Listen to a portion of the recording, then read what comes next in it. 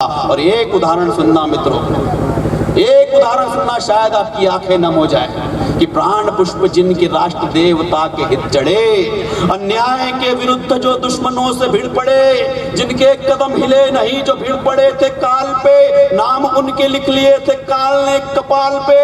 मर गया चेतक मगर, मर गया चेतक मगर, वो राणा को बचा गया, वो घोड़ा होकर मातृभूमि का नमक चुका गया, घोड़ा होकर मातृभूमि का नमक चुका गया, वो घोड़ा होकर मातृभूमि का नमक चुका गया। ये वो देश है मित्रों, ये वो देश है। आइए, जिस कविता के लिए अंतु भैया ने मुझे बुलाया है, वो घोड़ा होकर एक बार जोरदार तालियां बजाओ, पूरा मातृभूमि का नमक चुका गया। कौन था मित्रों वो घोड़ा, कौन था वो चेतक और कौन था उसका स्वामी? आज बड़े गर्व का दिन है मित्रों, जिस दिवस के लिए हमारी कई पीढ़ियों ने 400 वर्षों तक संघर्ष किया, आज उस संघर्ष के विजय का दिवस है। जिस हिंदू नव संवत्सर को मनाने के लिए, श्री राम मंदिर को देखने के लिए हमारे कई पूर्वजों की, हमारी कई पीढ़ियों की कुर्बानियां हमको कुर्बान करनी पड़ी, तब जाकर भव्य और दिव्य जो मंदिर बना है। मित्रों, ये भगवा क्या है?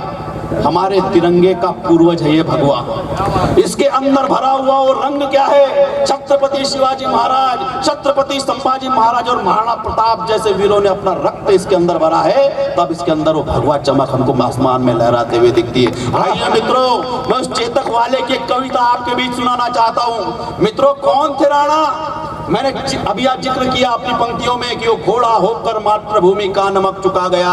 उसका स्वामी कैसा रहा होगा मित्रों? आपको एक कहानी सुनाता हूं यहाँ से, एक सत्यता सुनाता हूं यहाँ से। मित्रों, अकबर ने यहाँ तक कह दिया था, राणा तू तो सिर्फ मुंह से इतना बोल दे कि मैं तुझे भारत का राजा मानता हूँ, राणा मैं तुझे आधे भारत का राजा बना दूंगा। उस व्यक्ति ने मुंह से बोलने तक के इनकार कर दिया। उस व्यक्तित्व का नाम था राणा प्रताप। मित्रों, जब भारत का हर मस्तक दिल्ली के आगे नतमस्तक था, तब भी वो सिंह अरावली की पहाड़ियों पर स्वच्छंद रूप से विचरण करते रहा। उस व्यक्तित्व का नाम था राणा प्रताप, जिसकी 11 वर्ष की पुत्री ने भूख से तड़प तड़प कर घास की रोटियां खाते हुए उसकी हथेलियों पर दम तोड़ दिया, लेकिन शत्रु के दर पर कभी रोटी के टुकड़ों के लिए फरियाद नहीं की। उस व्यक्तित्व का नाम था महाराणा प्रताप। यात्रा करना मित्रों, कौन थे राणा? अरे वो बलिदानी राहों का फूल बना, शत्रु की राहों का शूल बना। वो बलिदानी राहों का फूल बना, वो बलिदानी राहों का फूल बना, शत्रु की राहों का शूल बना। माँ तेरी मिट्टी पर मिटकर तेरे मस्तक की वो धूल बना। तेरे लिए महलों को त्याग वनों की घास चबाना पसंद किया, जंगलों में भटका लेकिन सिंहों सा द्वंद किया। अरे जब भारत का हर मस्तक दिल्ली के आगे नतमस्तक था, उस वक्त अकबर से भी ऊंचा राणा तेरा मस्तक था। उस वक्त अकबर से भी ऊंचा राणा तेरा मस्तक था। उस वक्त अकबर से भी ऊंचा राणा तेरा मस्तक था। क्यों?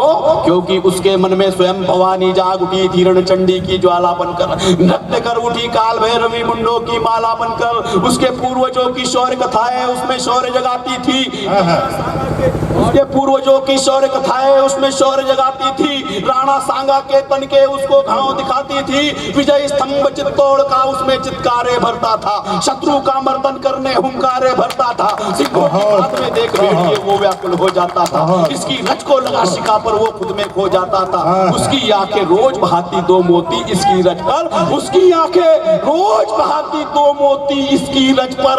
उसके आगे अकबर छोटा लगता चढ़कर भी अपने गज पर, उसके छोटा लगता चढ़कर भी अपने गज पर, उसके आगे अकबर छोटा लगता चढ़कर भी अपने गज पर। अरे जब अपने मातृभूमि की दुत्कार सुनी उसने, उसके आंचल के तार तार की जब चित्कार सुनी उसने, छोड़ बिछोना मखमल का वो मिट्टी पर ही सोता था। देख दुर्दशा भारत माँ की वो मन ही मन रोता था। अरे मंदिरों के घंटे घड़ियालों की किलकारी जब उसने देखी, शोणित से सींचे बागों की फुलवारी जब उसने देखी, उसमें राजपुताना शौर्य जगह फिर मार हिलोरे सागर सा। अकबर चाहता था ले जाना जिसको भरकर गागर सा, पर उसकी लहरों में दिल्ली का सिंहासन खो जाता था। उसका गर्जन सुनकर मानो महाकाल सो जाता था। उस चेतक वाले ने पूरे भारत को चैतन्य किया, अपने भाले के दम पर इस भारत भू को धन्य किया, अपने भारत माता की को धन्य किया, अपने भाले के दम पर इस भारत भू को धन्य किया, अपने भाले के दम पर इस बहुत भारत बढ़िया। भू को धन्य किया। और जब हल्दी घाटी की मिट्टी ने हल्दी बन उस राणा का श्रृंगार किया होगा। मित्रों, मैंने वीर रस में एक छोटा सा श्रृंगार पिरोने की कोशिश की। किसी की शादी होती है तो शादी के 1-2 दिन पहले उसको हल्दी लगती है। मित्रों, वो हल्दी घाटी की पीली मिट्टी जब चेतक के पैरों से उड़ी होगी और जब उसने महाराणा प्रताप के बदन से स्पर्श किया होगा, उस मिट्टी ने क्या प्रतिक्रिया दी होगी, एक छोटी सी प्रतिक्रिया अपनी कविता में लिखने की कोशिश की कि जब हल्दी घाटी की मिट्टी ने हल्दी बन उस राणा का श्रृंगार किया होगा, उस रणभूमि ने नववधू सा राणा से प्यार किया होगा, तब संग्राम की बेला भी मधुर मिलन की बेला में परिणित हुई होगी। नहा रक्त से हल्दी घाटी फिर से नीत हुई होगी। उस दिन अरावली की हरियाली में अद्भुत जोश रहा होगा, पाकर ऐसा वीर उसे ना अपना होश रहा होगा, जिसके चरणों की रज ने उसका कण-कण पावन कर डाला। अरावली के भीड़ों को सबका मन भावन कर डाला, अरावली के भीड़ों को सबका मन भावन कर डाला। पर देख दशा राणा की घाटी घुट-घुट कर रोती थी। पता नहीं कब सूरज उगता कब शाम वहां पर होती थी। उस अंधियारे में जब राणा की भूखी बिटिया रोती थी, ऐसा लगता उस क्षण को ही सुबह वहां पर होती थी। उसके बच्चे भूखे सोते, पत्नी नंगे पांव चली, ऐसा लगा श्री राम के फिर जानकी साथ चली। हाय हाय हाय हाय हो। जानकी साथ बहुत चली। बढ़िया। ऐसा लगा श्री राम के फिर जानकी साथ चली। राणा का शौर्य देखा भारत ने, पत्नी का त्याग नहीं देखा, फुलवारी के पीछे उसका उजड़ा बाग नहीं देखा, सावन की हरियाली देखी, पतझड़ का दर्द नहीं देखा, मातृभूमि पर मिटने वाला ऐसा मर्द नहीं देखा। जय जय। मातृभूमि पर मिटने बहुत बढ़िया। मातृभूमि पर मिटने वाला ऐसा मर्द नहीं देखा। जब राणा भूखे सोते थे, पत्नी नीर बहाती थी। पता नहीं उस राणा को भी नींद कहां से आती थी, पर हृदय भी नहीं रो पाते थे। रुदन के राग वहां, सृष्टि विचलित हो जाती थी। देख हरिश्चंद्र सा त्याग वहां, जहां सिंदूर अंगार बना था राणा के अपमान का बदला लेने।